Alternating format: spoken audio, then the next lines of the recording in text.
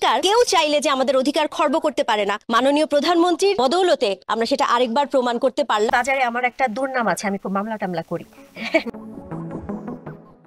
আওয়ামী লীগপন্থী অভিনেত্রী ও নির্মাতা মেহের আফরোজ শাওনকে রাজধানী ধানমন্ডি এলাকা থেকে রাষ্ট্রীয় ষড়যন্ত্র অভিযোগে গ্রেফতার করা হয়েছে।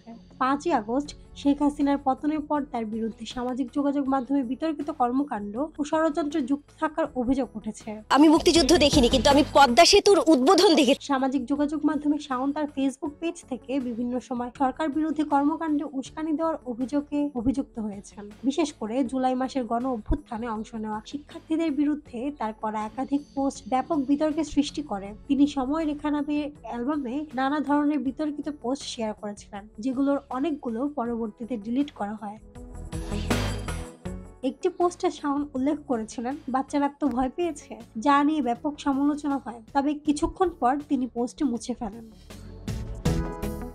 শাওনকে আওয়ামী লীগের সমন্বয়কের দায়িত্ব দেওয়া হয়েছিল, যা নিয়েও বিতর্কের সৃষ্টি হয়। নেটিজেনদের একাংশের ধারণা তাকে রাষ্ট্রীয় ষড়যন্ত্রে যুক্ত করার জন্যই এমন দায়িত্ব দেওয়া হয়েছিল। সম্প্রতি অমর একুশে বইমেলা নিয়েও শাওন একটি পোস্ট দেন, যা নেটিজেনদের মাঝে মিশ্র প্রতিক্রিয়া সৃষ্টি করে। তিনি বইমেলার কপিরাইট নীতি নিয়ে প্রশ্ন তুলেছিলেন, যা অনেকের মতে অযাচিত ছিল।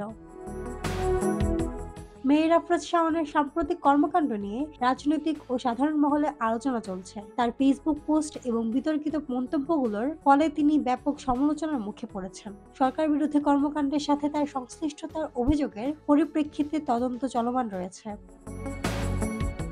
মাহমুদ আঞ্জুম বৃষ্টি, ডেস্ক রিপোর্ট, কথা কন।